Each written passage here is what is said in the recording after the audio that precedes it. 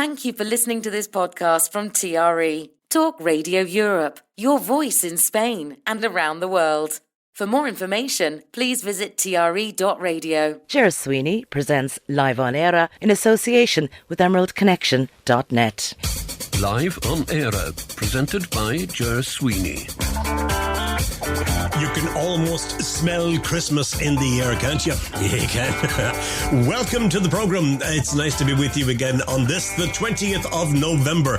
Just over a month to go to be all done. Well, of course, the Three Kings is the 6th of January. So really, in Spain, it's a little bit longer than that to go. Anyway, Live on Eire, you're welcome. The Irish programme with you until 9 o'clock, and I hope that you can stay with me.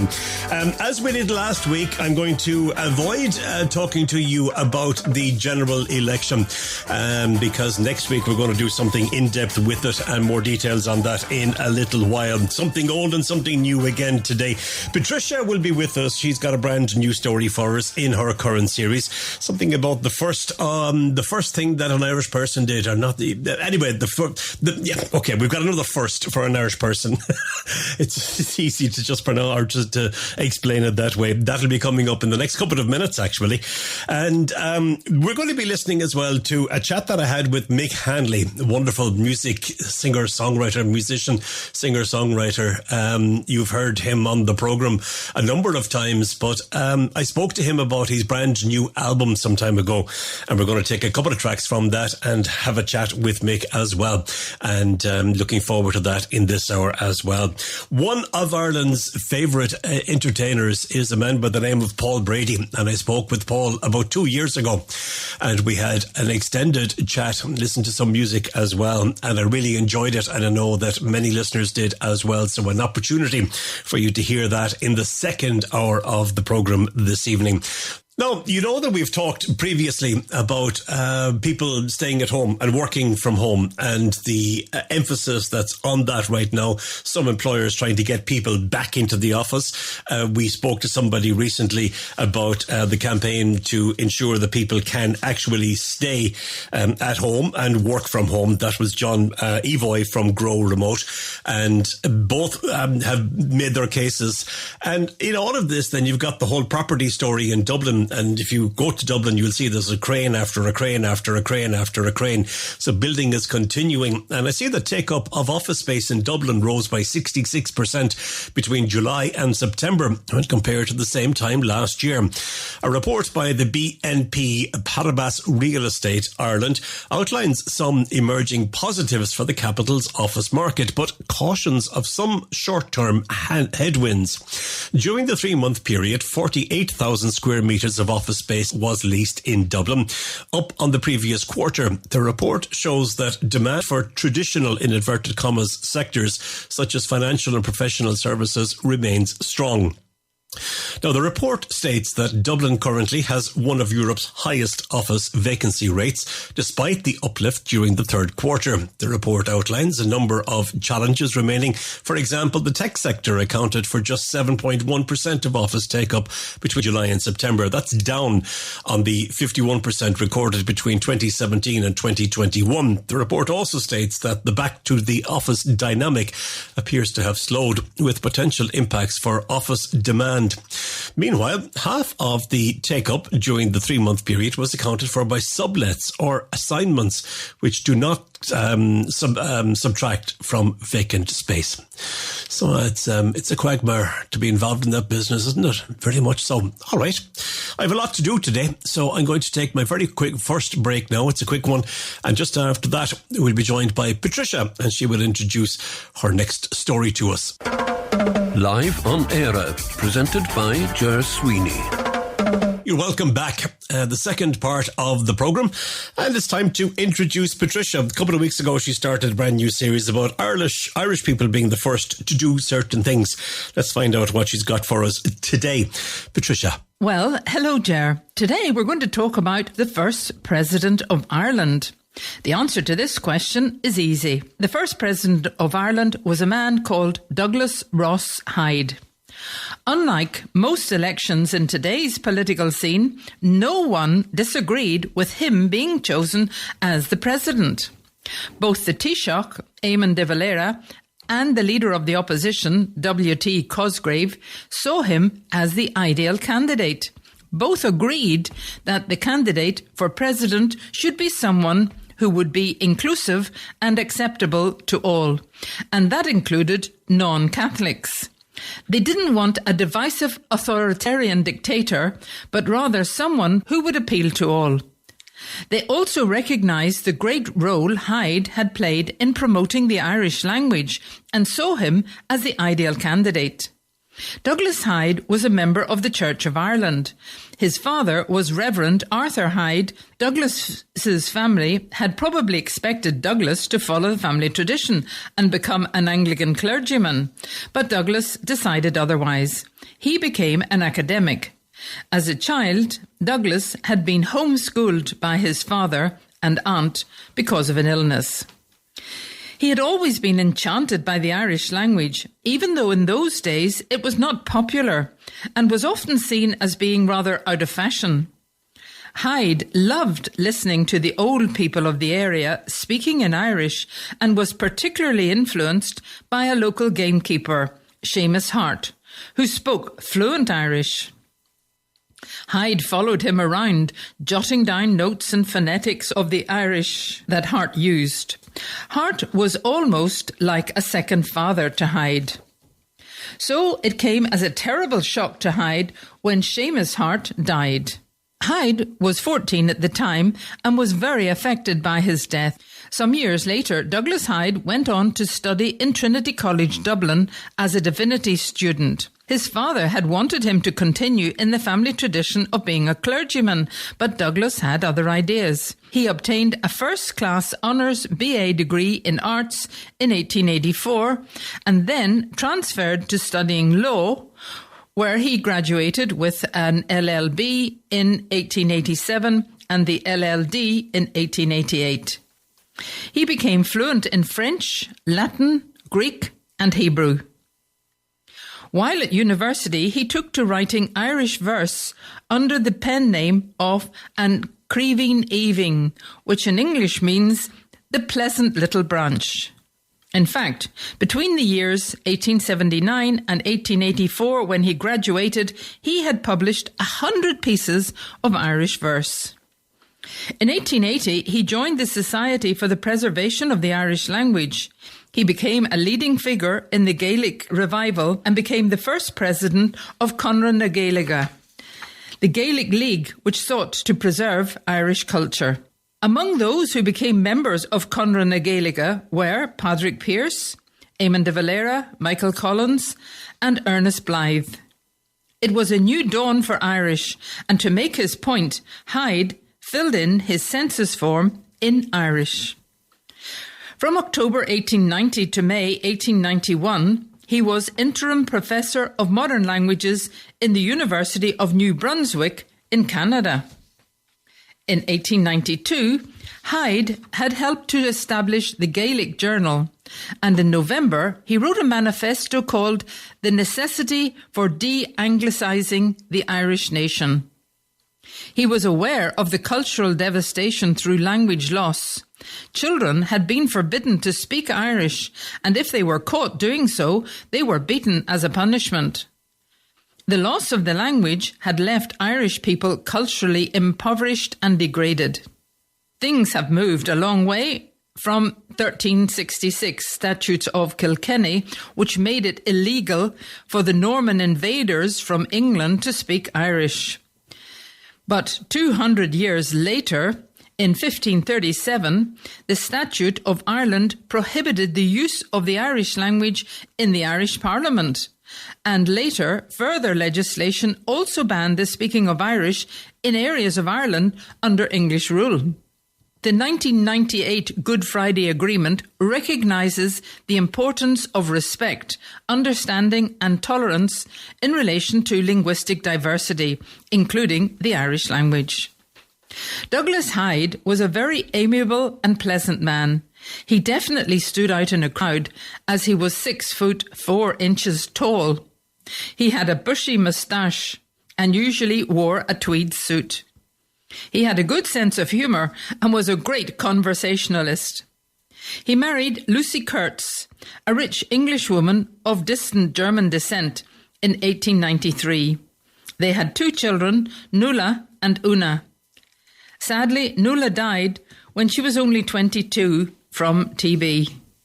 In 1909, Hyde became the first professor of Irish in the University College Dublin, a post he held until 1932. Interestingly, one of his students later went on to become the 5th President of Ireland. That student was Carroll O'Dolly, who became Attorney General of Ireland, Chief Justice of Ireland, and then President of Ireland in 1974. Hyde enjoyed delving into the history of the ancient sagas and Ossianic poetry and the folk song tradition in Ireland. He found an ally in Lady Augusta Gregory, who was also very interested in preserving these ancient legends which had survived orally for generations. She travelled around towns and villages, recollecting these tales of Irish folklore, and worked alongside Hyde. He tutored Lady Gregory in Irish. In 1893, he had published Love Songs of Connaught, which was greatly admired. The inauguration ceremony of the first President of Ireland took place on the 26th of June 1938 in Dublin Castle.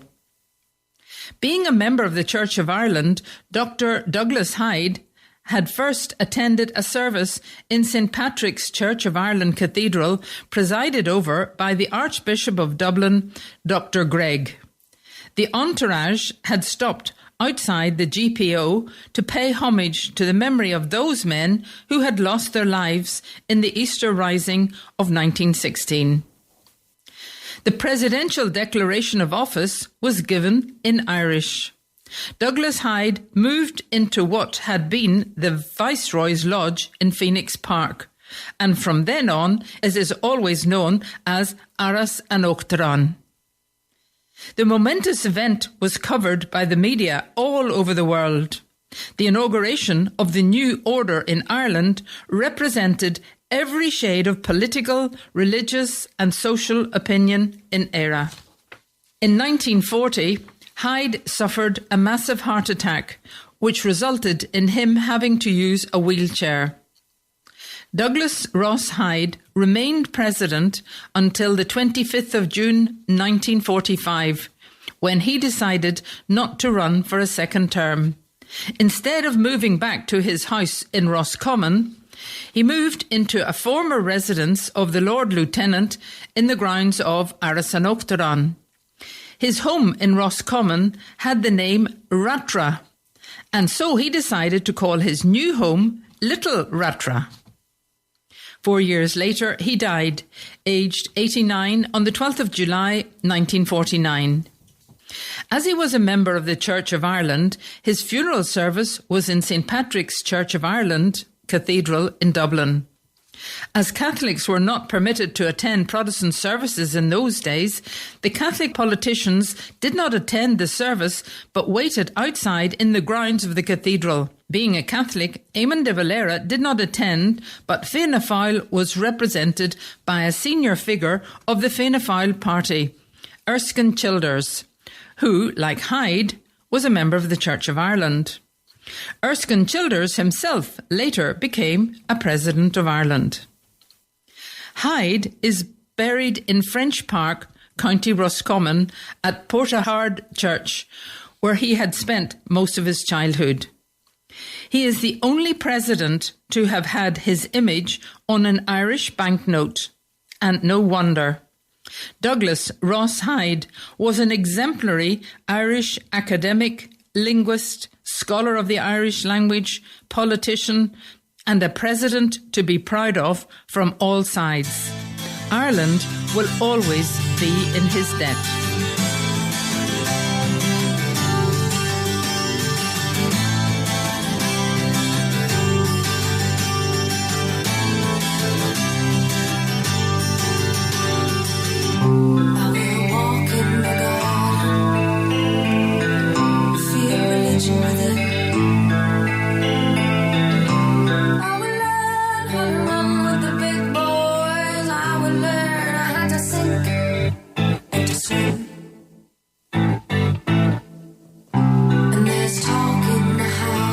strings and people dancing in rings.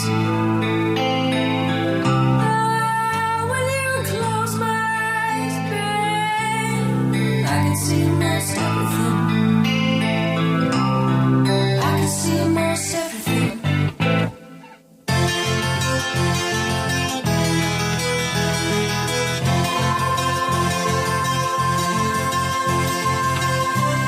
It's just like you said it would be. It's just like you said it would be. It's just like you said it would be.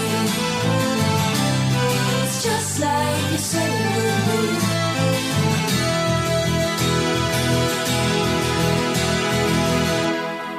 I can see too many mouths open, too many eyes closed, ears closed, many minds open, too many legs open. Tell me, tell me, tell me, tell me, do.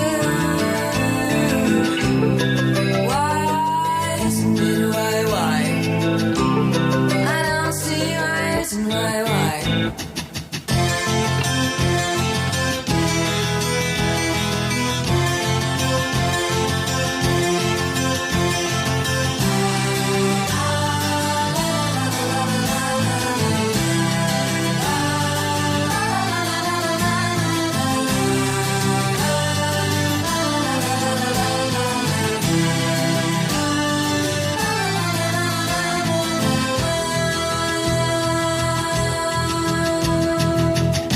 When I've walked in the garden, when I'm walking off stage, when everything's quiet, will you stay? Will you be my lover? Will you be my mama? I said, will you be my lover? I said, will you be my babe? When I lay down my head at the end of my day, nothing would please me better than I find that you're there. When I lay down my head at the end of my day, nothing would please me better than I find that you're there when I'm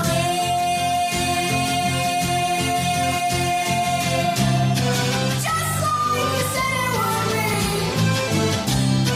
Just like you said it would be. Just like you said it would be.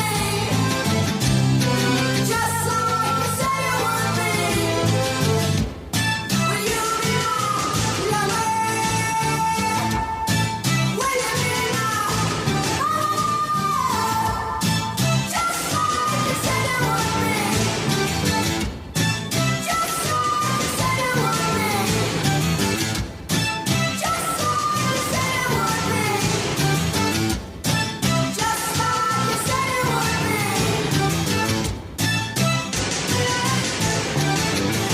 That's what it's called, just like you said it would be. No need to tell you, I don't think, that that was Sinead O'Connor. And thanks very much to Patricia for her story.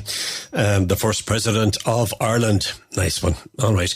Mick Hanley, I spoke to him some time ago. As you know, you'll hear that conversation again just after this very quick break. Live on Eire, presented by Ger Sweeney.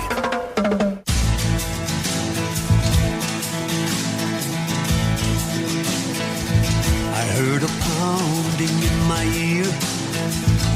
It grew louder and I cursed.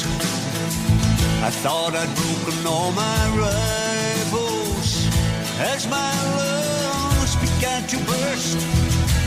I saw him in the corner of my eye, breathing much easier than me. And I wished he would fall down and die, and not take this precious dream from me. I watched him vanish in my tears like a lover in the rain. I dug deeper than a miner till there was nothing left to claim. With all of my worst fears realized, and no stone left unturned. The only thing of worth that I found was a prayer that I learned.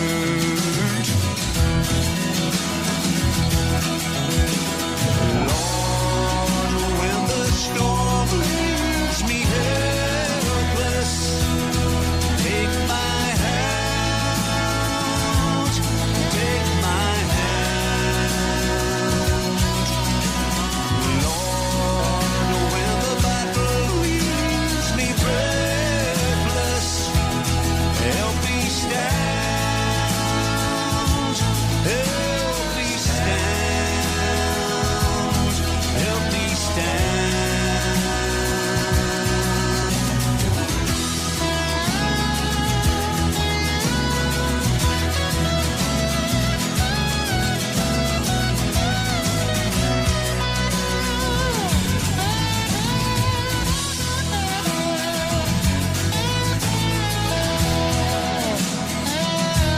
In the end, nobody died, though it felt like death to me. We lay down with our heartache in the cold rain and the debris.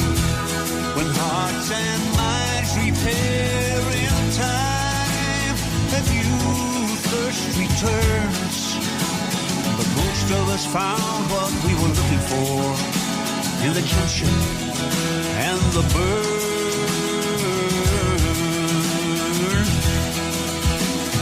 Lord, when the storm leaves me helpless, take my hand, take my hand. Lord, when the battle leaves me breathless, help me stand, help me stand, help me stand, help me stand, help me stand.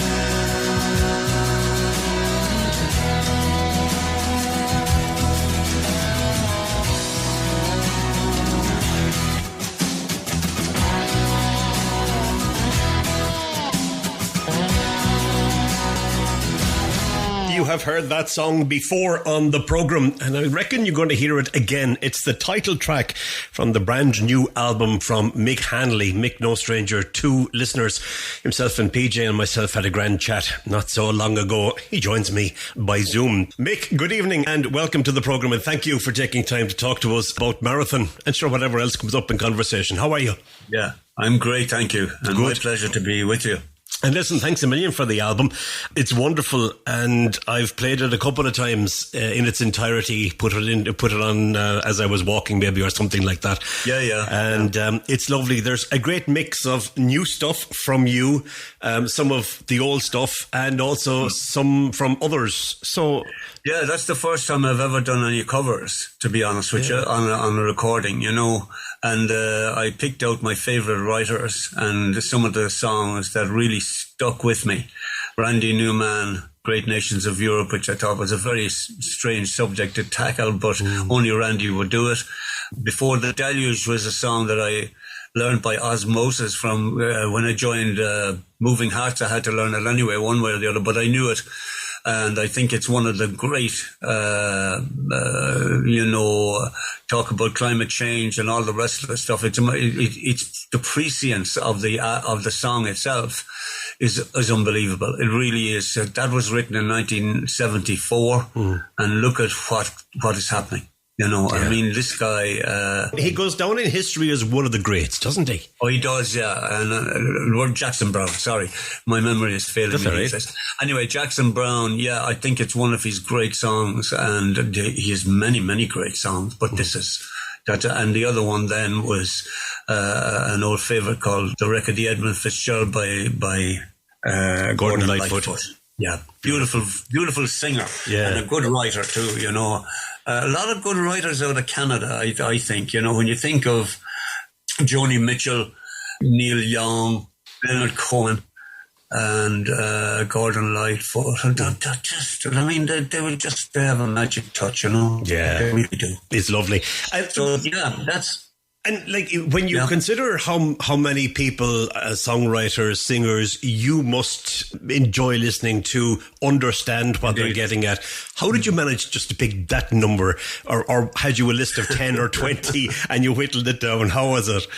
No, I didn't have a huge list. A lot of the songs that I would really like singers singing, like for example, there's a song by Peter Gabriel which I was thinking of, but I don't think I'm really on top of the vocal quite yet. Okay. It's a song called Wallflower, and it's for all the political prisoners in the world, and he sings it fantastic, and it's a very unusual song, and I was going to have a crack at that, but I didn't have the vocal ready for it, and I left it out.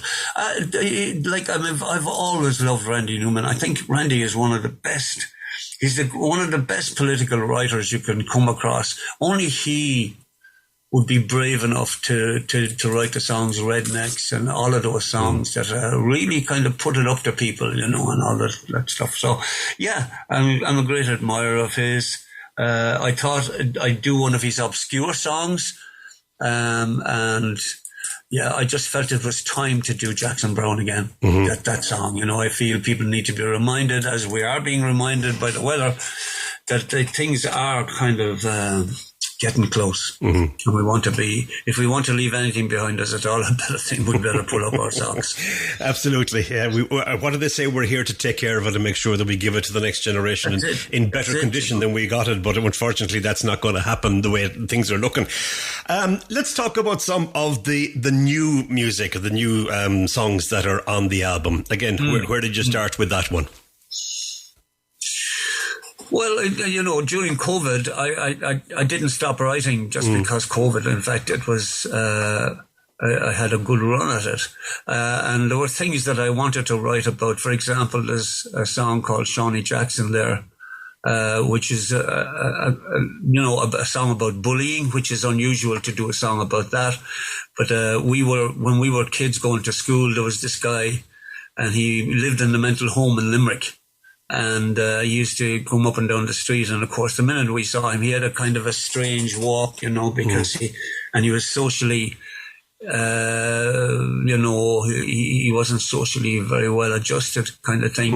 And I'd say he was put in the mental home just to have him away out of their sight, you know, that kind of way. And but he was harmless, and of course we spotted a victim straight away and went for it, you know, and we wanted him to follow us, and if he fell over, great, you know, that kind of thing. So I was thinking about the cruelty of children, and how we take these things and do them, and it's not nice. But look I think all kids are into that, and they have to learn as they grow older that these things aren't good. The song about, we'll say, where the buck stops nowhere, there's two incidents in Ireland which I wanted to highlight. And I had the song written about, I had more or less the song finished about the Priory Hall debacle, which I don't know whether people would be aware of that, but there was no firewall put into the whole complex of flats that were built in Dublin, and the people were given 48 hours to get out, and then find their own way after that, you can imagine.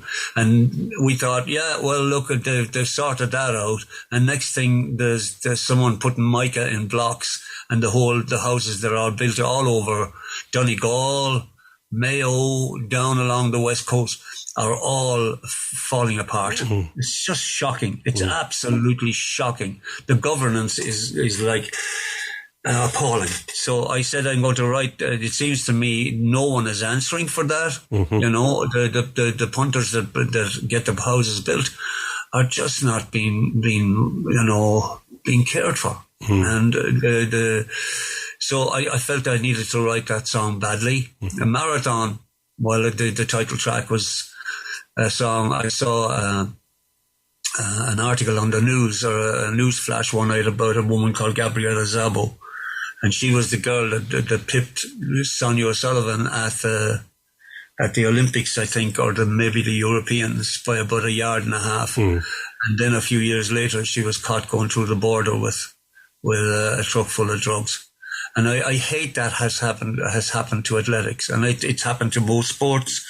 And I love sports. I love it dearly, and I loved watching the athletics, but it really turned me off big time. And I thought, what does Sonia think of this? In that, here I am trying to be honest, and I'm sure she was an honest athlete. No one can ever be sure, but I think no athlete that was taking drugs would do 2 laps on her own. At having, collapsed in one of the races she was in. That's so right. I wanted to write it for all the people that love running and are honest in their running and love the challenge and I can accept they're being beaten, So that was what Marathon was about. And why did you choose that as the title track? Why did you call the album Marathon? It felt like it.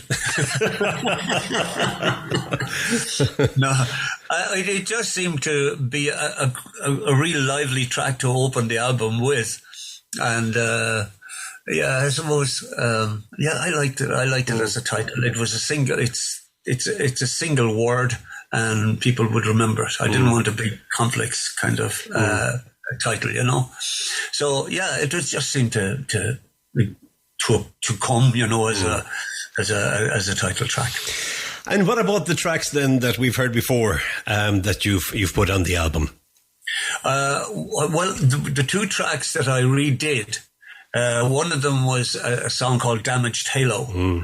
And again, it's just to remind people that the actual atrocities, if you like, against children in Ireland by the Catholic Church, that has all been exposed, and lo and behold, we have another episode of it this week only, between Rockwell College and Terranure College. All those colleges now had priests who abused young fellas when they were there, and I feel that the schools, the lay schools, have been kind of overlooked.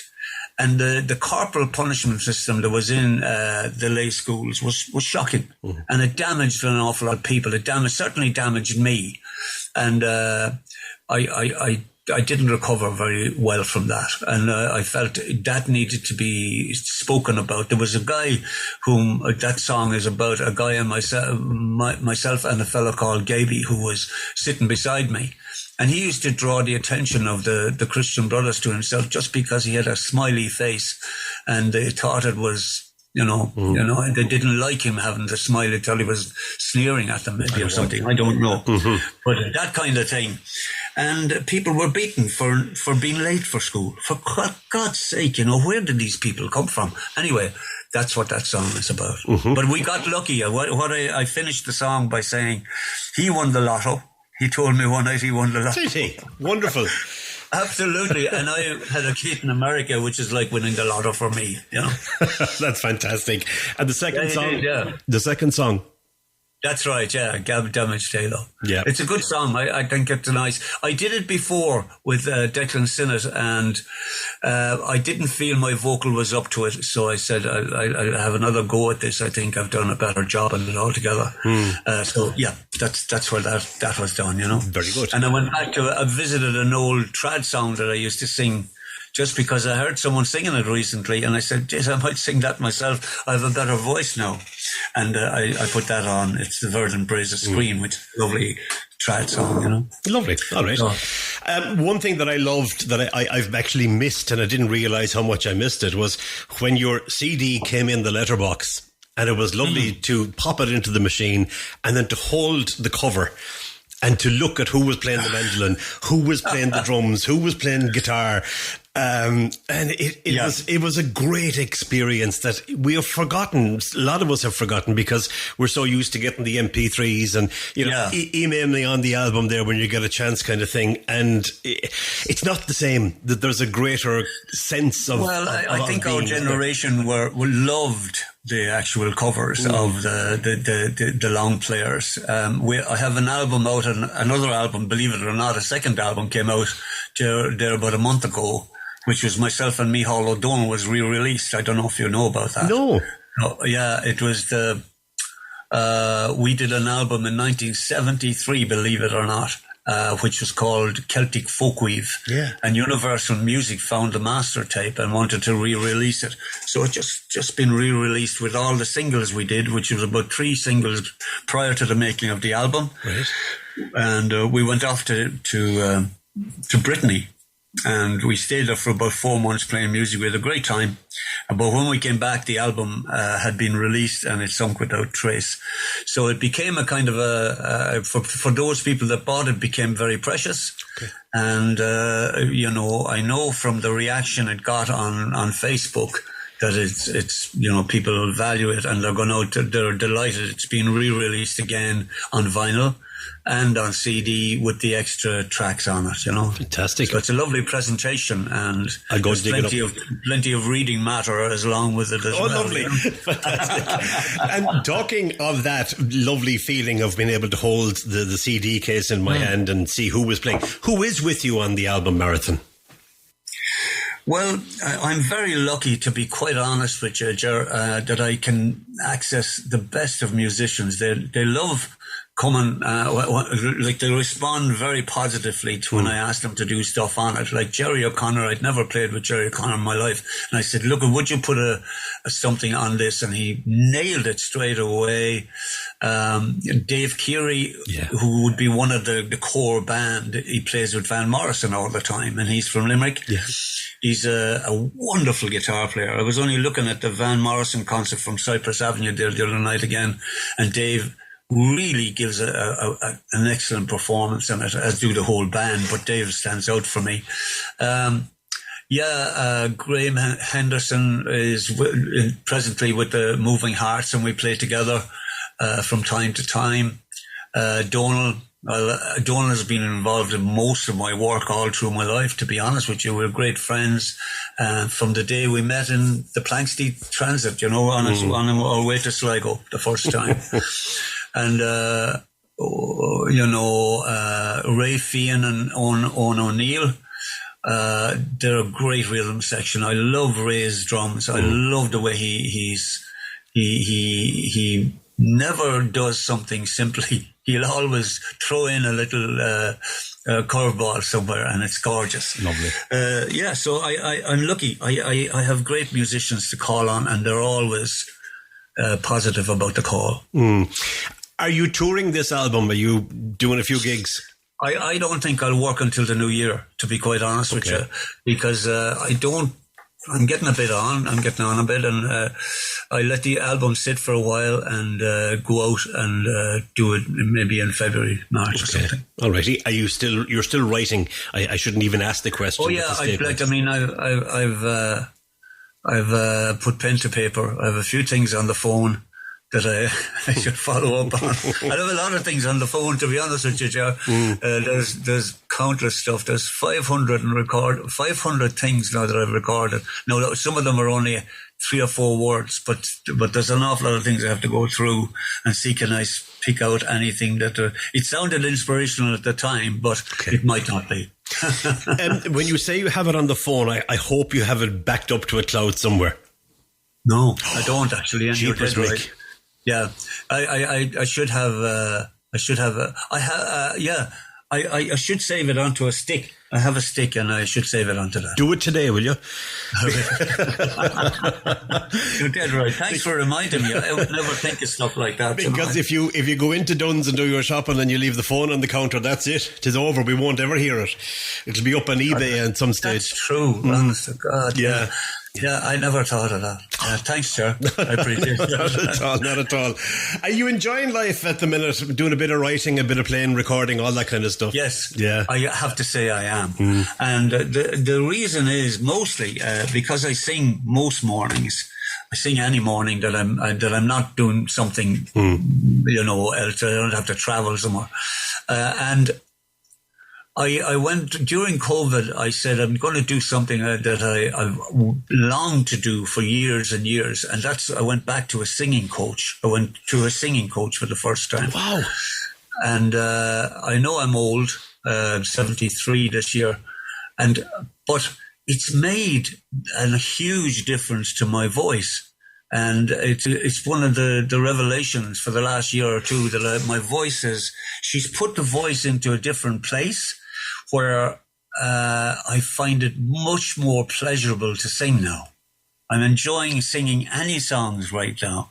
And that's a lovely thing to be able to and there's always a different way to do it because I have the technique to change them around, that kind of thing. So and I'm still going to her, and I will probably never finish with her because there's always something new to learn, And you still haven't lost Mick Handley in that? No. I thought that, Jerry, after hitting on something there now, I had a big discussion with her before we started. I said, look, I've been recording songs for years and years and years. I'm never happy with my vocals. I said, I don't think they're good, and I don't think I have the power I'd like. And she said, well, look, you're a lovely singer, she said. No, I didn't consider myself a lovely singer. But she said, you have a lovely voice, but I can make it better. That's what she said to me. Well, I said, look, let's go. And yeah, we've had a wonderful time since. I never thought of it, but as you were talking, I love the game of golf. And it's like a golfer. I know Absolutely. Tiger Woods went to Butch Harmon one time and said, I want you to strip my swing down and I want to start all over again. And he did, but he was still Tiger Woods. He was still Tiger Woods. But it's a terrifying thing to do. It's interesting.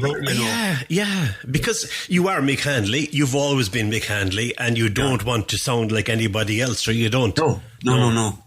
So I think the album that I've just done, when we got to the end of it, I said, God, I'd love to go back and do all the vocals again. But there's no way I could do it. And because I had improved from when we start, in my head anyway. And so look at, when the listener listens to the songs, they say, I can't see the difference, etc., etc. And they don't. A lot of the time you don't. But for the singer, we're actually hypercritical of our own performances, and that's not just alone from an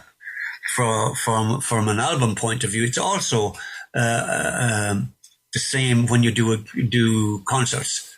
You make a small error, or you don't get something that you felt you could do, and it doesn't come off for you, and you go, God, that was terrible. And you come off stage, and that's the thing you're remembering. Yeah. And the other 20 songs which you've made a lovely job of and people have applauded for the skies, no, it's the thing that you just did wrong, and it's crazy, and it's beating oneself up about one's performance, So yeah, we have to be prepared to live with these things. And does that get into your head then, if you're playing in Dundalk tonight and that happens on a song, and tomorrow night you're in Galway, are you nervous playing the set? No, not they wouldn't get into my head in the following night. Okay. It'd get into it during the gig. Yeah, okay. Is that, oh God, I've just blown something there. I've forgotten a word. I hope I don't forget a word in the next song. That kind of thing, because you feel immediately vulnerable to the same thing happening.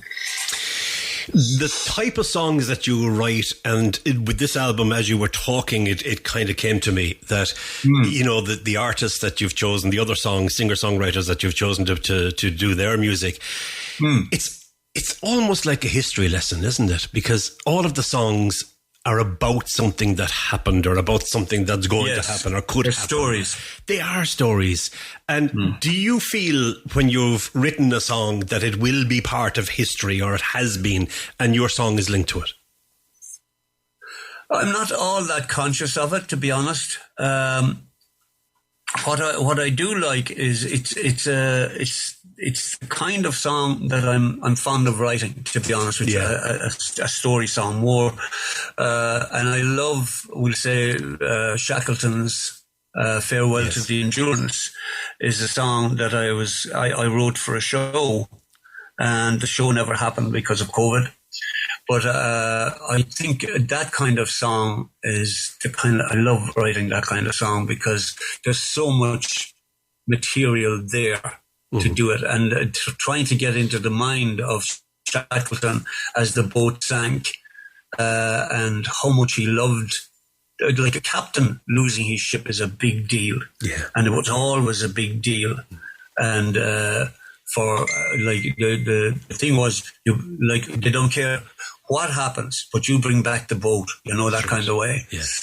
But Shackleton was a much more, he was much more interested in making sure that his sailors that worked with him didn't die, and that he didn't lose them. So that horrendous experience they went through with the Endurance in the South Seas, he brought back all it's a great story. It's a great story of human endurance. He brought back all of those sailors alive. Mind you, and ironically, within months of them coming back, half a dozen of them were killed in the war. That's right, yeah, there were.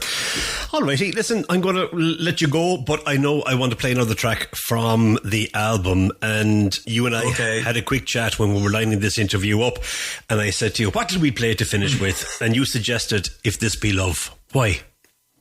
Yeah, it's an adaptation of a song from Donegal, which is called Quinn Loch Glas an Ore, which is the green stubble of autumn. And I heard Micheál O'Donnell sing it many at the time. And I loved the melody line of it. So I used that as the basis for the song and added in a chorus. And I wanted to do it as a duet with a woman called Kathleen Turner, who is from Tyrone. And she's a lovely accent and a brilliant earthy voice, real good earthy voice. And we couldn't match up the voices, as it were. So I said, look, why don't you sing the song and I'll just add a harmony. Okay. And it worked out really well. So, yeah, I went down to Limerick and I did it in Dave Keary's studio, or she sang it, and we brought it back then. And it took a while to get it together, but it was very good. I love it as a song. And when you say you couldn't... I love her performance more than anything. Yeah. When you say you couldn't match the voices, again, it's new to me as a non-singer. What was that like? Well, when I say that, if I play it on the guitar, it's in a certain key. Okay. And because I've done an arrangement for it on the guitar, which... The piano player, James Delaney, I gave that to James, and James plays that arrangement. Okay. But it's in a key that I couldn't do it on the guitar to her voice, simply because I'd have to play either down too low on the guitar or too high. Okay. So it was just in that area which I couldn't reach. Okay. I could have played it very high up the board, but the quality of the guitar work wouldn't have been the same. It wouldn't have the ring and the timbre, the low part of the guitar. And then when I got down lower, it was too low. You know what I mean? So it's hard to explain it, but that's what happened. I get it. So yeah, that's it. All right. And but James did admirably well with matching the guitar arrangement to the vocal. Fantastic. Alrighty. Mick, as always, it's a pleasure to talk to you, and I appreciate you taking time to talk to us about the album Marathon. How has it been going for you? Are you getting good reaction? Very good reaction. Brilliant. I don't know what the sales are like, but I think the reaction is good. Are you getting airplay? Yeah, a good bit of airplay too, yeah. Fantastic. Which is nice. Lovely. Alrighty. It's album of the week now with Charlie McGettigan is up in there's a Shannon Side Radio. Yes. And he has it as album of the week on Wednesday night. Brilliant stuff. So that kind of thing is nice, Nice to hear. All right, well, listen, we'll keep playing it here anyway. Good to talk to you, Ger. And you too, Mick. Look after yourself. Right. And we'll play that track now, If This Be Love. Thanks a million. No bother.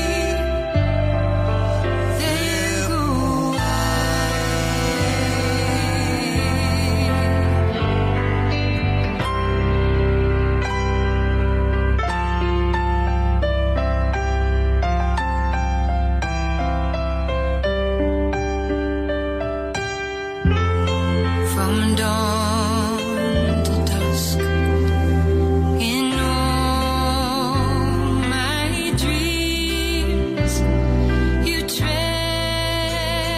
as none has tread before.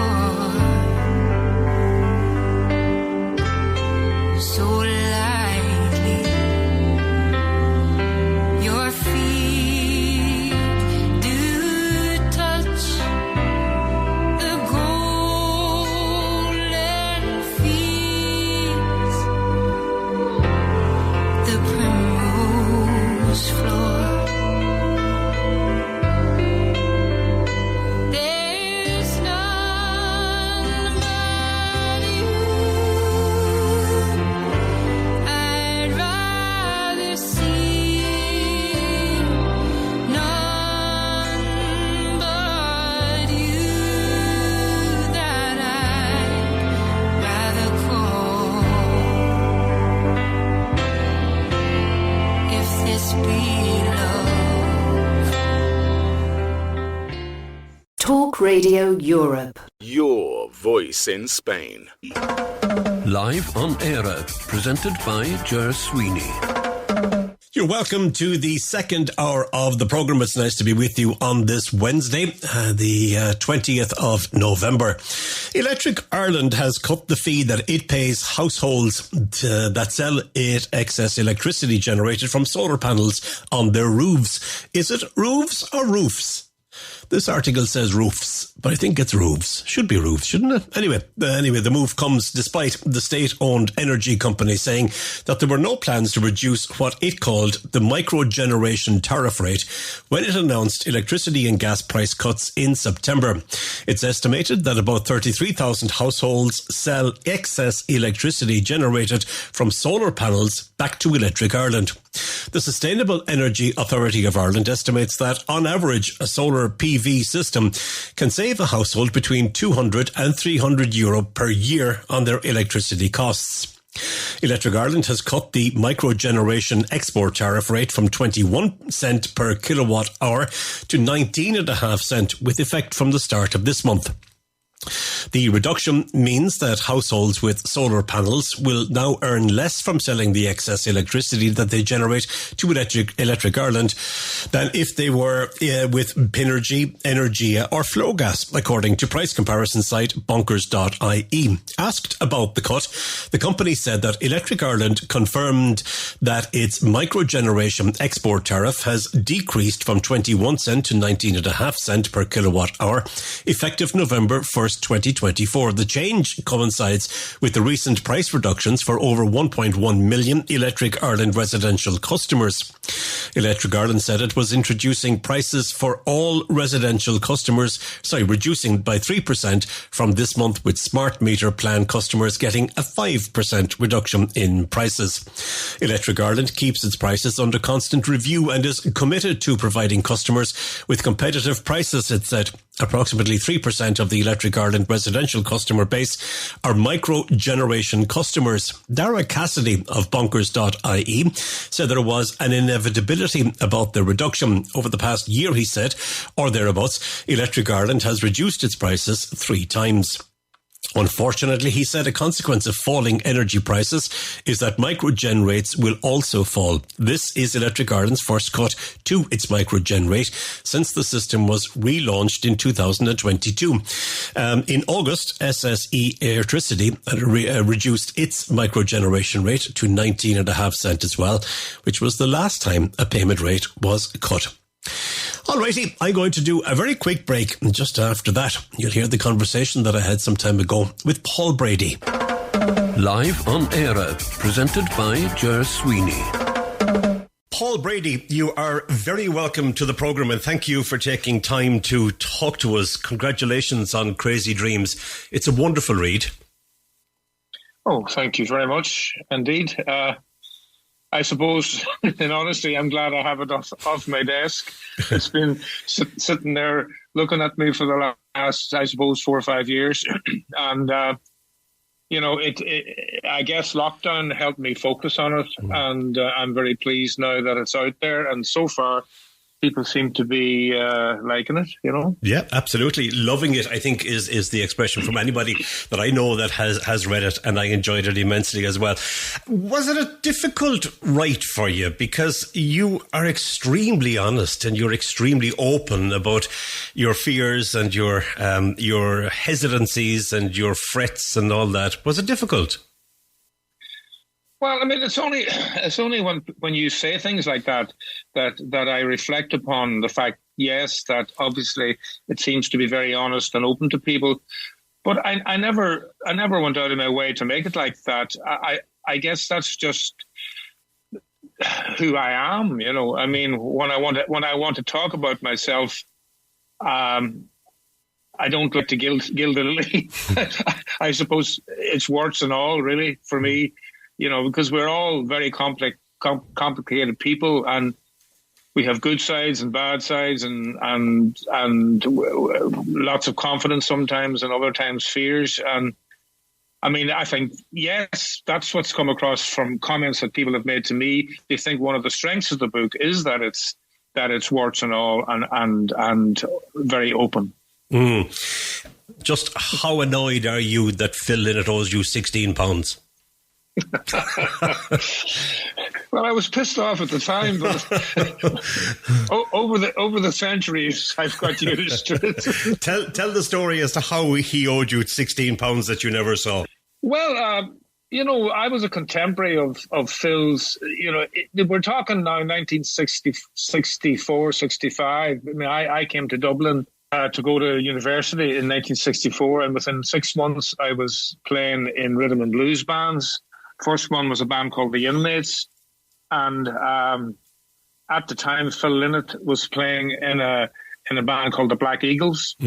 Our paths would cross all the time. In fact, many times there were joint concerts in it was a cinema in Dundrum. I particularly remember. I don't remember the name of the cinema, but there was lots of concerts where there were 3 or 4 bands on the same night. You know what I mean? Yeah. And a couple of times, at least a couple of times, we shared the bill with the Black Eagles. So that was how I first got to know Phil.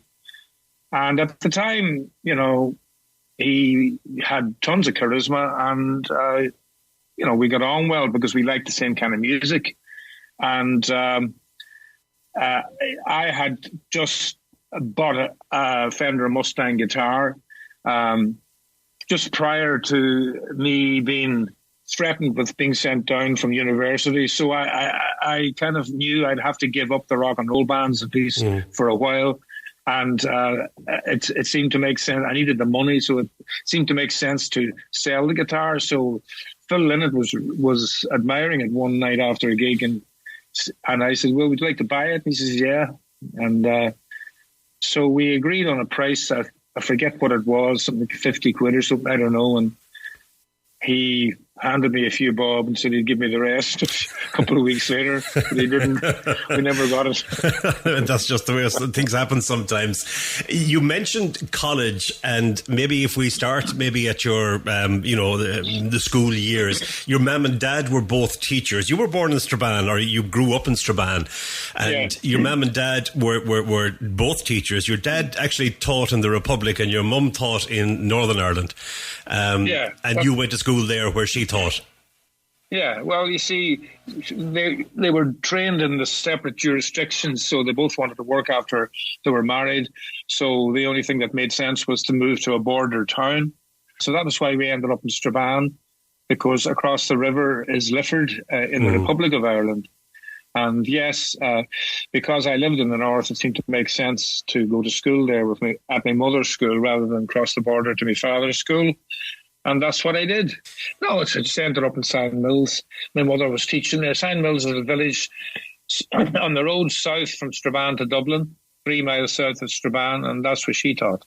The first sense that I got in the book of you being or laying yourself bare was when you talked about that and you said, you know, I went to school where my mum taught and we didn't live in that place. So you came away from there every day and you left your school friends behind. And when you were on your holidays from school, you would always go across the border to County Donegal, and you'd spend time there with your relatives. And it was the first mention of you saying, I never belonged, I felt I never belonged in any one place or with any one set of friends or anything until you went to college. Was it a lonely time? Well, I mean, I had friends in the street I lived in, and there were 3 or 4 families. Like, there was a doctor's family called Browns and down another doctor's family called Deeney's. So I played with them as kids, and I mean, I suppose in a way I felt lonely insofar as I was obsessed with music at the time, and nobody else that I knew at the time had quite the same interest in music as me, or the same kind of need to understand music as me. So I felt kind of, in a way, lonely with music. But music was a great friend at the same time, and it was a pleasant kind of loneliness, is all I can say.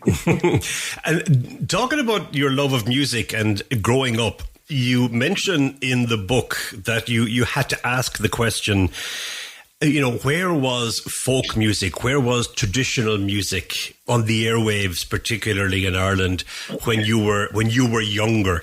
And you said it was like as if RTE, or Radio Eire at the time, or Radio Eire as it was trying to mimic what the BBC was doing. And there was no place for it. And it was then when you went to Dublin, and particularly when you met Mick Maloney, that you were introduced to the folk clubs. And that kind of got you wondering, where was this all my life?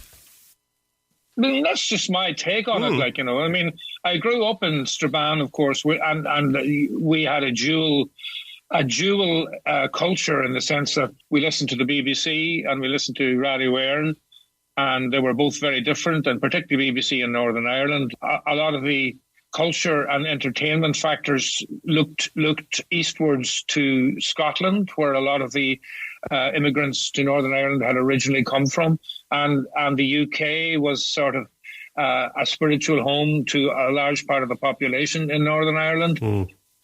So that meant that what was on the radio had very little to do with Ireland, and certainly Ireland south of the border.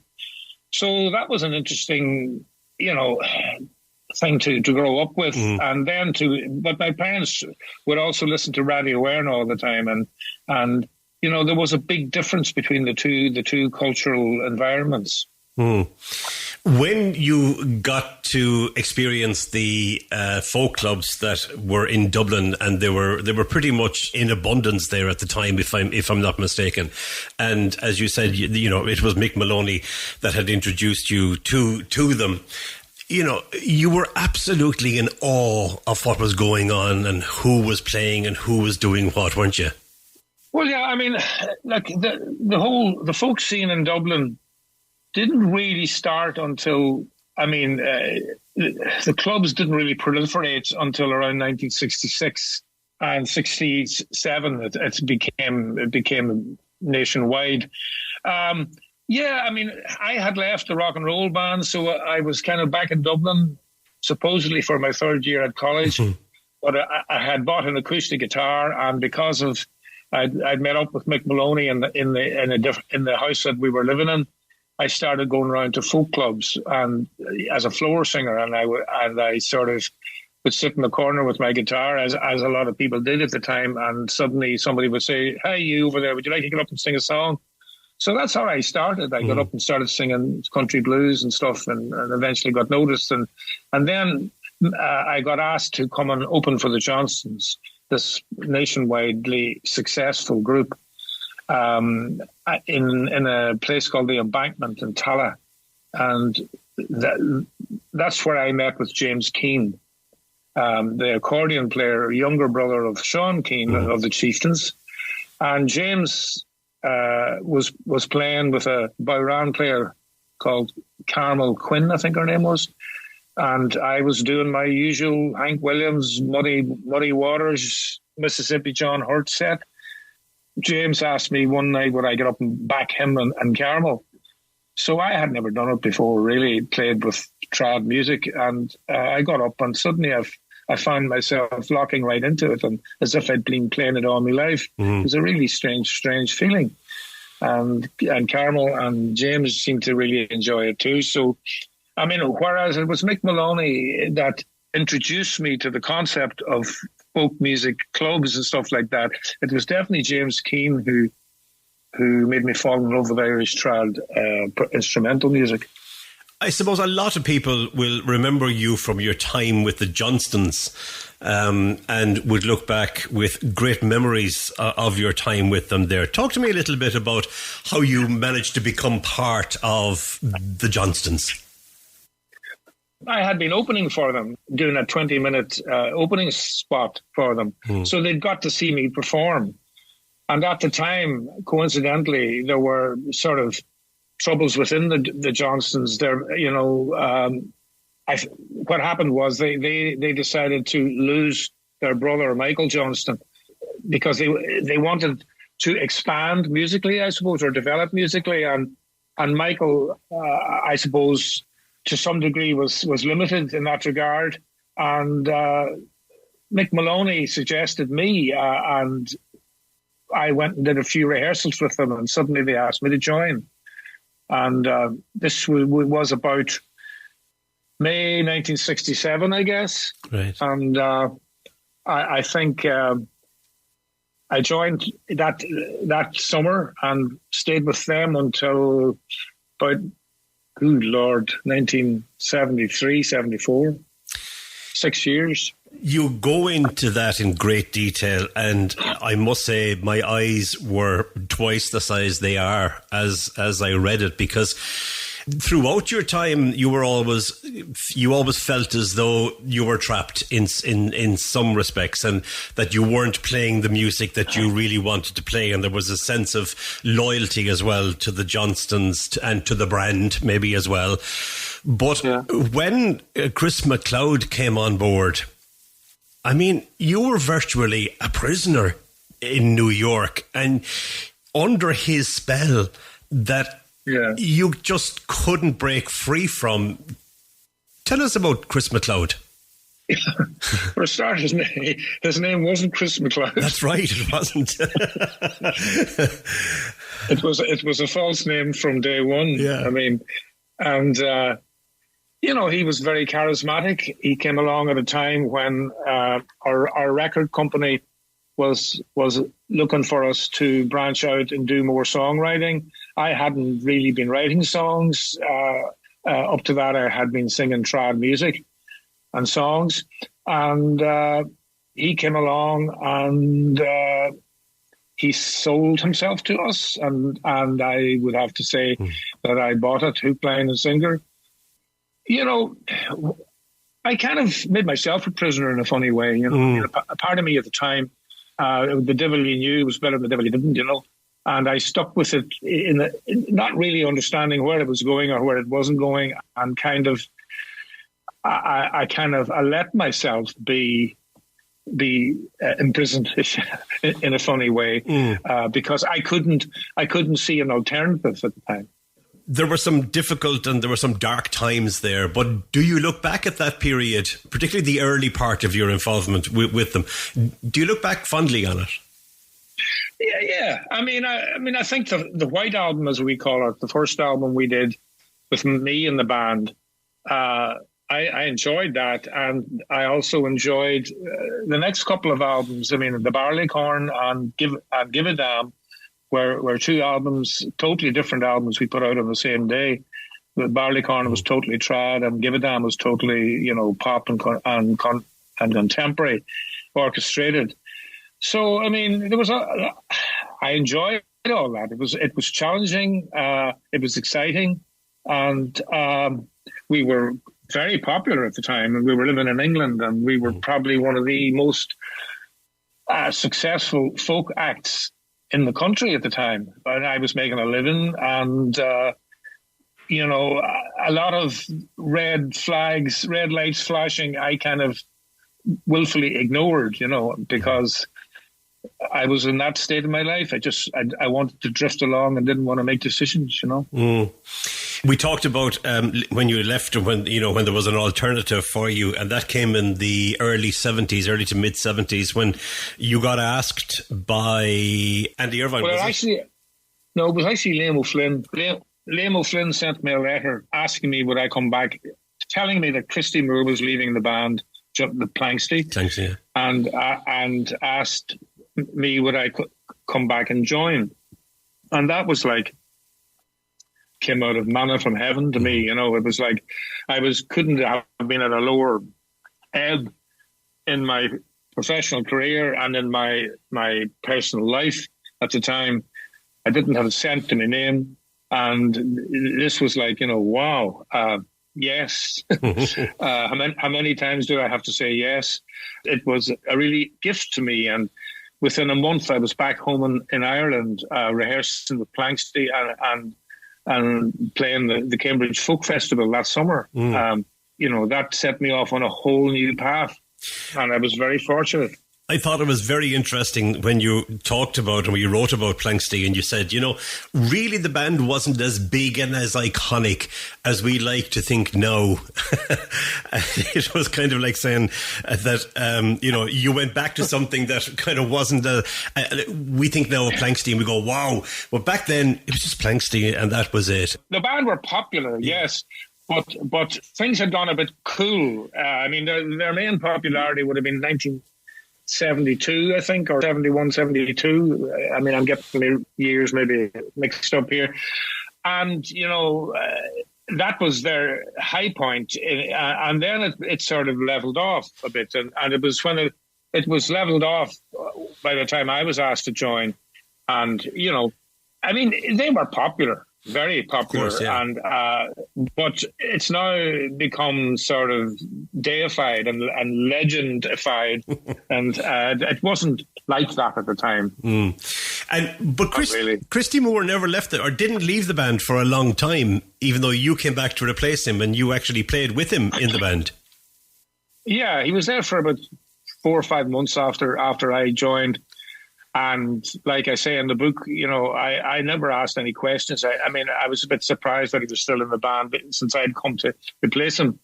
But I wasn't about to rock the boat, I was so thrilled at being back in Ireland and working and making a living, and I just let it happen. And it was years later that when I spoke to Christy, that he said, the reason he stayed in the band was because he didn't want to let the band down, and he wanted to be there until I settled in, until they all saw that I was able to do it or not. I guess was what he was trying to say. But he stayed on to support the band, and when he saw that I had earned my stripes and was starting to become a bona fide member of the band, then he left.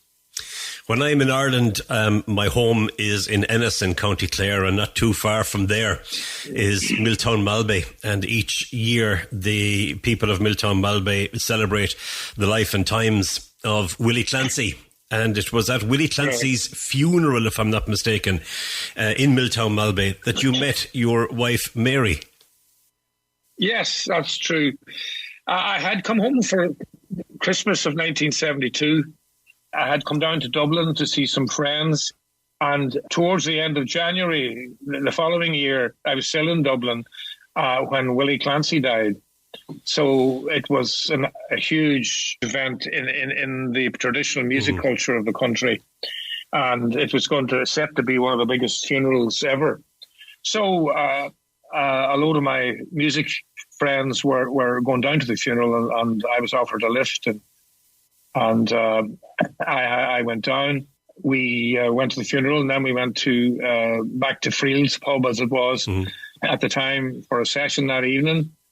And that was when Mary and her friend Anne Cox arrived in from Dublin. They were both trad music fans, and they had come down to Anne Cox's parents had a house in Spanish Point just outside Milltown Malbay. So that's where they were staying. And so they came into the pub, and I saw Mary and fancied her big time. And so we hooked up after the session, and from then on, for the next few weeks. I was still in Ireland, and we saw a lot of each other. And then I had to go back to America, and didn't really know whether it would last, but it did. And still together. That's lovely. Fabulous.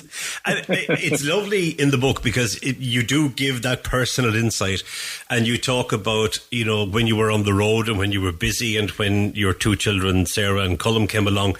It hurt you to leave Mary with rearing the children and doing the family stuff that was there. And I suppose it's something that most people who would be on the road a lot like yourself will go through, is it? Yeah, I mean, that's the way it is, you know. I mean, you're on the road means you're not at home. Exactly. And, you know, if you're a traveling musician playing live music, you know, you have to move all over the place. You have to go where the gigs are, and that was the way it was. And you're right, I wasn't the only one. I mean, Irvine was in the very same situation. Andy probably worked far more than me live too later, you know, so yeah, it was difficult.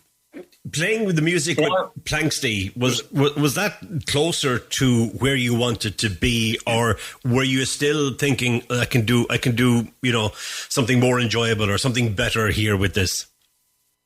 No, I mean, it's funny. I mean, when I joined Planxty, I kind of put that whole other side of my music on the back burner. Any pop music or rock and roll or blues or anything that I had a facility with and a love of, I just felt like it was time to put it in the back burner and really get into the music that Planxty had and that I could bring to it and see where it would go. I didn't see the point any longer in having a schizophrenic thing that, to be honest, the Johnsons were. We didn't know whether we were a pop act or a trad act, you know, for a lot of our existence. When I was in Planxty, it was quite clear what this was, and I was very happy because I'd always loved playing with Andy Irvine's music. I'd always loved Andy Irvine's music, and also Liam O'Flynn, and I had played often with Liam O'Flynn, you know, before we had gone out to America. So Planxty, yes, it was very interesting to me musically. And a lot of the stuff that Andy and I put together while I was in that year and a half of Planxty was what turned up on the album I made with him after Planxty split up. I mean, Planxty split up because it kind of drifted to a halt professionally. We didn't really have creative management. We were sort of drifting along, and it was frustrating from a career point of view at that time. And I just think we all got tired of it, and that's why it came to an end in 1975. But Andy and I always planned to stay together after that. That's when I had one of my most enjoyable times. It was just post Planxty when Andy and I started to tour the UK, Europe, and America. And so from 75 through to 78, Andy and I were the focus of my life, and trad music was, you know. And what was the magic between yourself and Andy that even when you were members of Planxty, you decided, look, when this is all over, we'll stick together and we'll do our thing? What was it? Well, I mean, Andy had a love of Americana, which I had too. I mean, Andy loved old-time American music. He was a fantastic harmonica player in that American style. He loved bands that I loved, like the New Lost City Ramblers and people like Tom Paley and Mike Seeger and a lot of Andy's repertoire. Obviously he loved Woody Guthrie too, and Ramblin' Jack Elliott and all that kind of music I loved. And so that was a big attraction to me in Andy's music. And then also the music he brought back from the Balkans, you know, all that very complex, time-complex music from the Balkans and stuff he'd written himself. It was all very attractive to me, esoteric, and it was a big challenge to me musically. I also loved Andy's singing and still love his singing. And just his music was so rich, and I enjoyed jumping aboard it and then finding any richness that I had myself to offer to it as well. To operate at the level at which you were operating, and probably still are, your life has to be consumed by music, doesn't it? 24/7. It's all music. I'd have to question that. I mean, I'm not a person who works 24 hours 7 at music. You know, a lot of the time I'm doing other things, like I'm swimming, or I'm scuba diving, or I'm fishing, or I'm shooting clay pigeons, stuff like that. But all the time there's music in my head. Yeah, put it like that. And forever. I mean, I find it very difficult to go to a restaurant that has music that is, in my opinion, too loud or inappropriate. I was in a restaurant in Belfast the other night, and I mean, I nearly went nuts. For a start, I have this rule that if you can hear the words of a song in a restaurant, the music is too loud. Okay. And the music in a restaurant, the type of music that should be played in a restaurant should not be music that wants to draw attention to itself. Okay. No, those are two. I mean, I'm obsessive about this, to be honest, and it's just because I'm trying to point out how much music is a part of my consciousness all the time. Okay. I can't ignore music when I hear it. Other people, my wife included, say, "Oh, geez, I don't even hear that. It doesn't bother me." But it really bothers me if there's music going on that I find unpleasant, or So, whereas, that is the case. But I'm not playing music all the time. I'm not out in my studio playing the piano all day, right, or writing songs all day, or making demos all day. A large part of the time, I'm just sort of a quiescent musical animal, maybe. Lovely.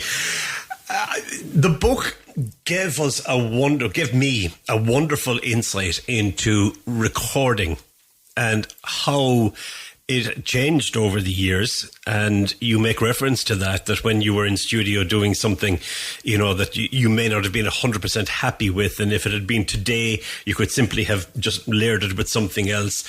And the process by which, the records were made, you were talking, I remember at one stage you were referring to some album that you were putting together and you ran out of studio time. So you just took what you had done, you brought it to a different studio and you put down the rest of the tracks or the rest of the music or whatever it might be. And I love how you discovered that, singing the song firstly and then building the music around it, as opposed to putting the music down and then building you singing around that as well. Talk to me about, the changes in recording and the methods and the complexities of it.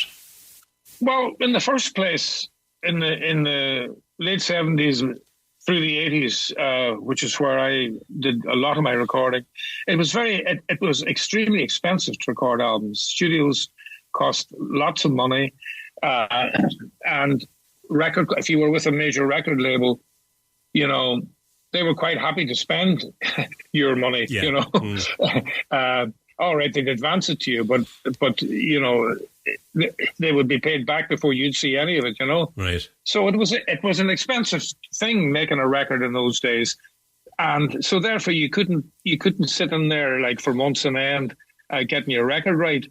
You were often under heavy pressure to complete it. I mean, the first Johnson's album we probably recorded in 3 days or something, or 2 or 3 days. Yeah.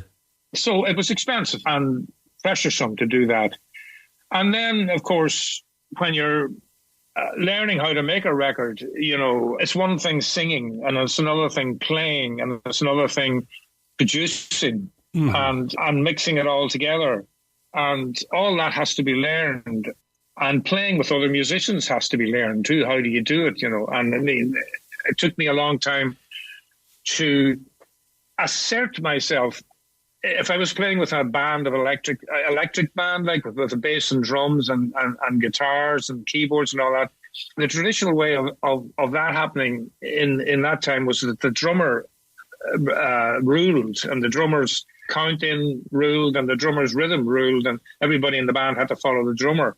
And I never felt comfortable with that, because not every drummer felt music in the way that I felt it should be felt. And it took me quite a few bands and many years to assert myself and point out to the drummer, listen, son, you follow me, I don't follow you. I enjoyed playing with many extremely talented drummers, like Liam Janocki, for instance, who played with me for years, got that. And that was how he liked to play music, because he saw himself as a percussionist rather than as someone who locked down everybody else on stage. And he got that, and it was a joy to play with him. So it was a long learning curve for me to know how to conduct myself and assert myself within even my own bands. Eventually I did. And so these are all the lessons you learn when you're trying to record your own music, produce your own music, arrange your own music.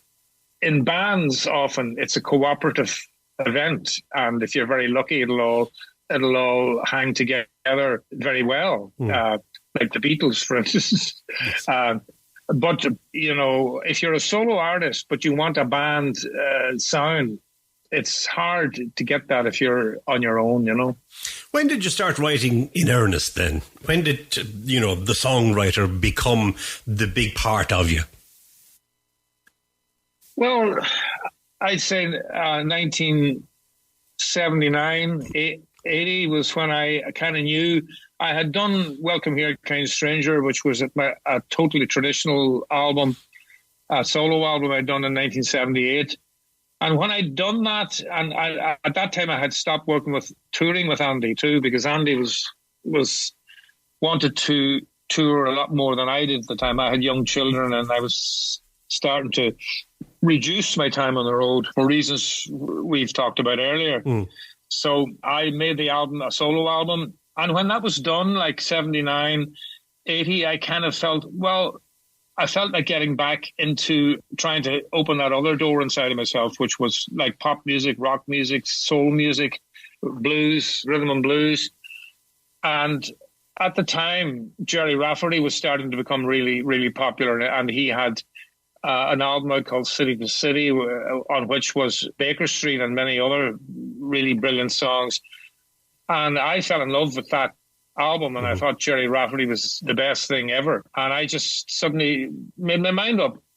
I want to write songs. I want to try and do what Gerry Rafferty's doing. And so that's when I really started trying to write big time.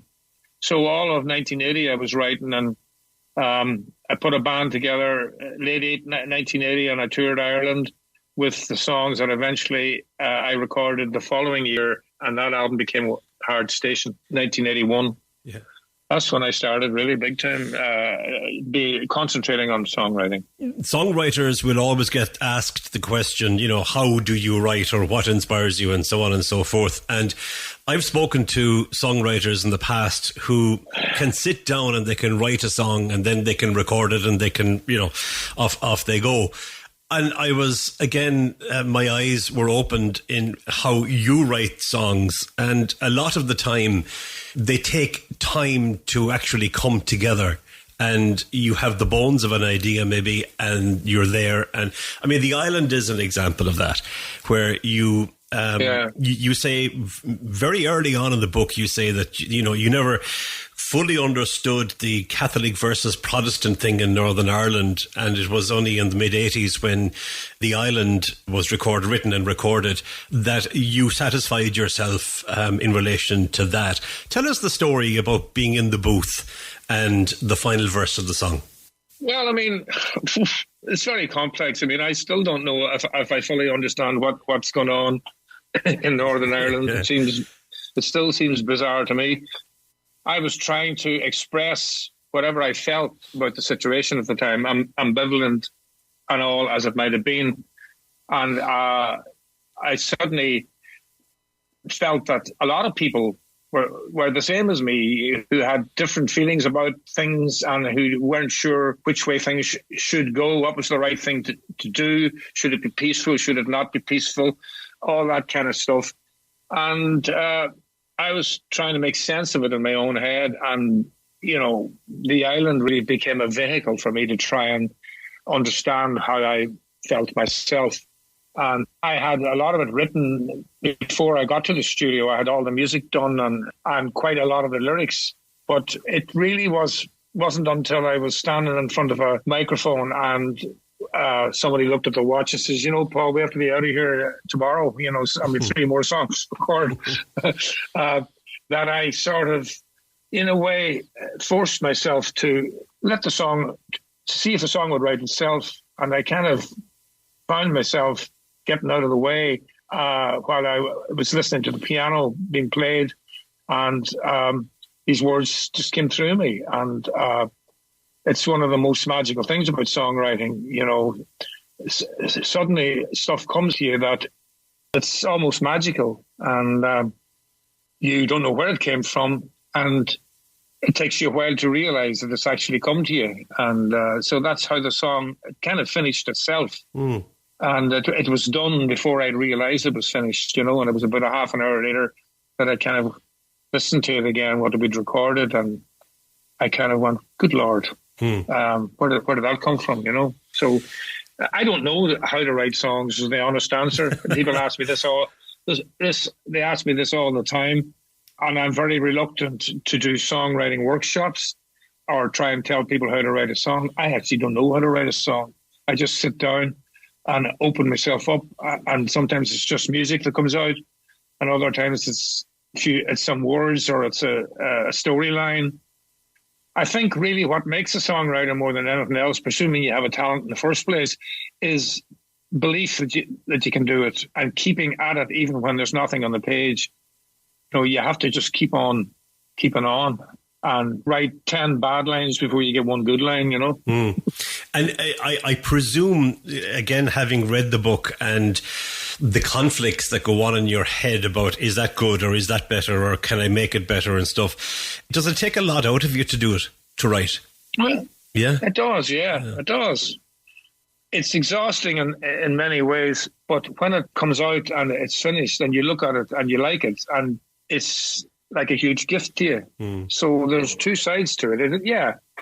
It's hard to do, but the gratification of having done it and having something to show or to play or to sing that you're excited about, that's a great benefit from it, And what's it like? What's the buzz like when somebody that you admire in the record business or the music business wants to record one of your tracks? And I'm thinking particularly here of Tina Turner, and that great story in the book about Steel Claws. And I know you had reservations about what the her final product was, but it was still your song. Your name went under it on the album.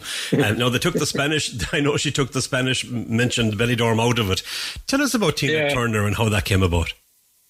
Well, I got a call from my management at the time. One of my managers at the time, Ed Bicknell, was friendly with Roger Davies, an Australian manager who had been managing Olivia Newton-John and then took over Tina Turner. At the time, Tina Turner was at the bottom of a long, slow, agonizing trip from her original kind of fame in the 60s. And Roger was a huge fan of hers and wanted to help her come back and realize the huge talents she had. I mean, her relationship with her husband then, Ike Turner, had been very damaging to her. So anyway, Roger's managing Tina Turner, and he's out with Ed Bicknell, one of my managers, at dinner one night, and Tina's going to make her album. And at the time, Mark Knopfler had written a song called Private Dancer, and he was managed by the same people as me. There was already this song, which was earmarked for Tina's album. And Roger said to Ed Bicknell, he said, do you have any other songs, or do you, and Ed had just been listening to my album, the second album I put out, True For You, in 1983. And there was a song on that called Steel Claw, which was about Dublin. And Ed gave that to Roger Davies, and Roger Davies played it to Tina Turner, and she loved it. And so, to cut a long story short there, she recorded that song. And then when she was making a follow-up album, she recorded that song on an album which was her big comeback album, which sold squillions, and it changed my life. But then she was going to do a second album 2 years later, and Mark Knopfler was going to be producing a couple of tracks for her. And at that stage, I was very friendly with Mark, and Mark knew my music, and Mark asked me had I any songs, and I did have a song I'd just written called "Paradise Is Here." I was in London at the time, and they said, "Look, Tina's in London, and if you want her to listen to the song, you got to get around there now." But I had no recording of it. I only had a backing track of it on a cassette. So what I did with it was I stuck the cassette into the house sound system that I was staying in, played it loud over their speakers, and sang along with it into my Walkman recording. And that was what I took around to Tina Turner a couple of hours later. It was a very, very rough recording, and I was kind of very apologetic about it. And she said, let me hear it anyway. So she liked it, and she asked to hear it again. And second time she said she really liked it, and would you leave it with us? And I said yes. And turned out a week later I heard she was going to record it, and Mark Knopfler was going to produce it. So that was a very lucky break too. You have toured with some of the biggest acts of all time. I mean, Eric Clapton is in there, Dire Straits is in there, Bob Dylan. Phenomenal. How did you settle into that world? Well, I mean, it may sound strange, and it's a mystery to me too, as anybody else. But as soon as these things started to happen to me, I didn't take it for granted, but I wasn't wildly surprised either. I mean, I kind of always knew that I had a gift. I was given a gift, and that it was a gift that a lot of other people appreciated. If I had any self-doubts, it was that I generally felt, well, people won't get this, because it's not obvious and it's not immediately accessible. My music takes a wee bit of work to get into it. So I would have this latent feeling that, nobody's going to get this. But I never had a problem with, when people did get it. I didn't sort of feel ashamed or anything of my music. I knew it was worth listening to. So it's a strange thing in the human condition, when things that are supposedly out of reach and suddenly they're within reach and you're right in the middle of it.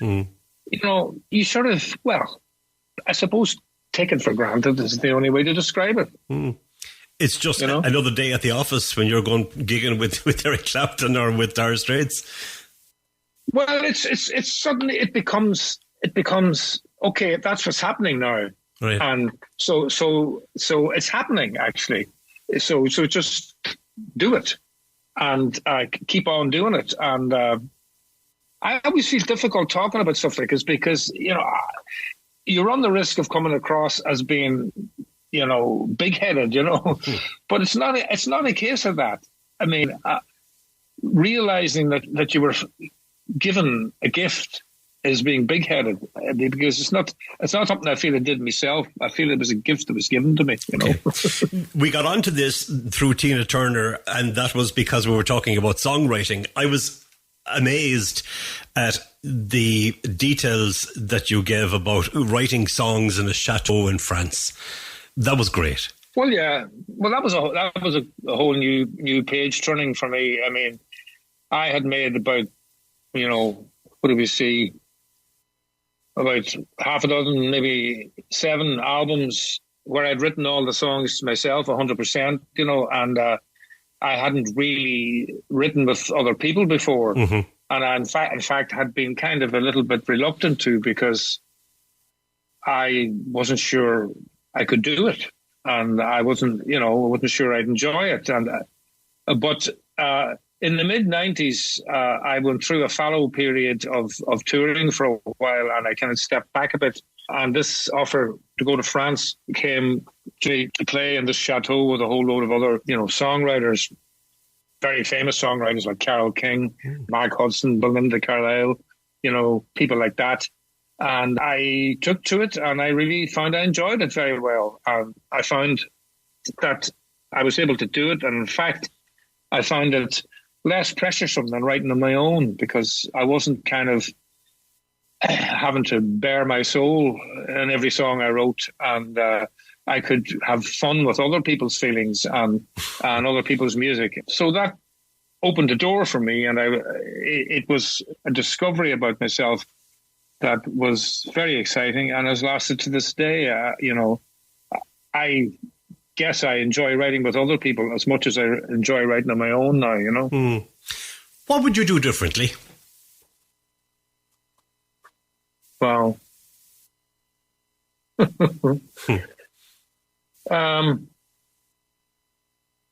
I don't know if I do anything differently. I don't know if I could, you know what I mean? I never felt forced to do anything. I mean, any of the bad times I went through, I kind of, I got myself into it, and because of who I was, I found it hard to get out of situations sometimes. But that's who I am, and that's who I was, and I can't imagine myself doing much different to what I've done. I mean, I'm not world famous to the man on the street everywhere, but at the same time, I couldn't bear that. I couldn't bear to be in the papers all the time, or paparazzi camping outside my door. I never could. I didn't ever want fame, but I did want acknowledgement and success, and I wanted to make a decent living for my family. And I sort of done that, I guess. And so I'm not sure I would have wanted to do much different. A difficult question. Have you a favourite song that you wrote?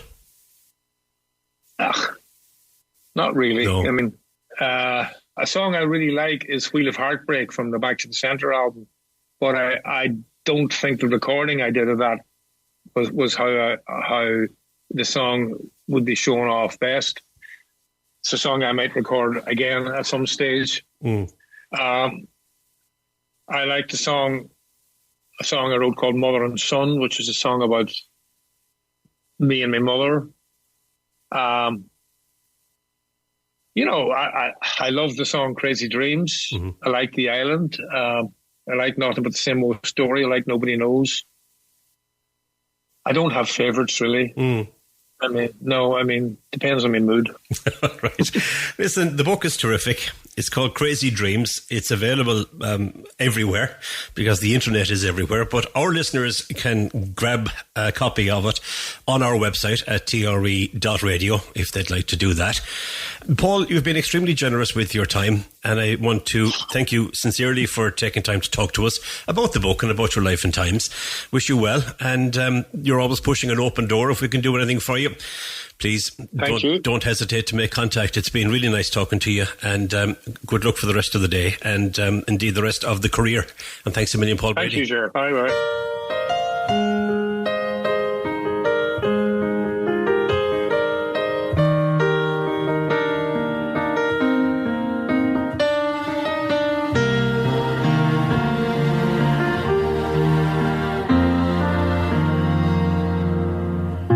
She dreams of pencil gowns, an orchard in the spring,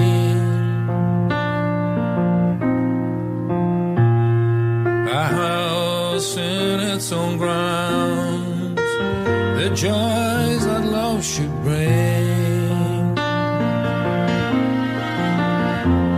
3 miles to school each day, a teacher to her trade, rules to be obeyed.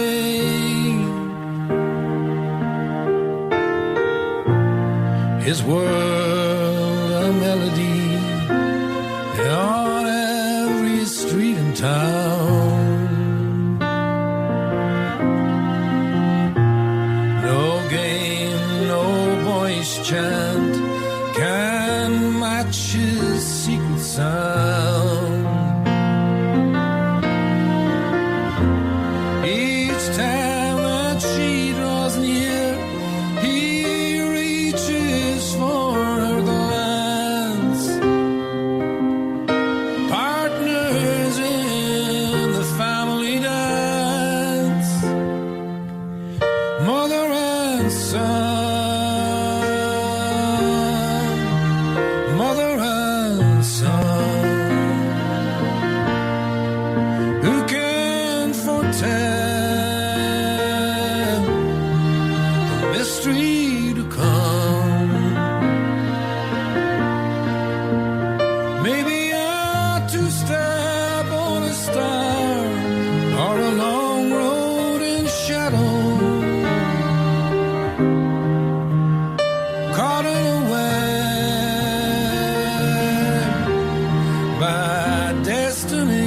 sun. Nowhere to run from mother and son.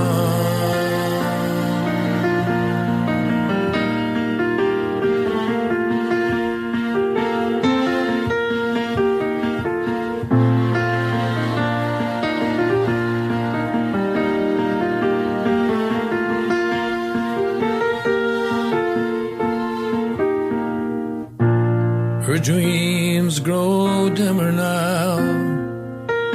The years have claimed their toll. A child once low, she waits for peace of mind to fall.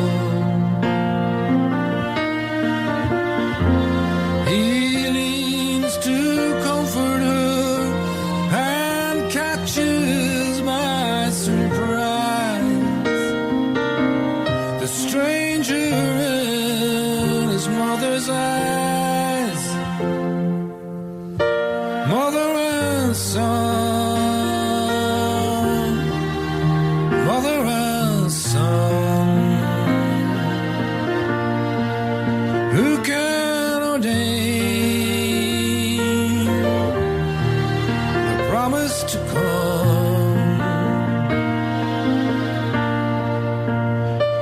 Maybe a curtain call bouquet or a garland of sorrow.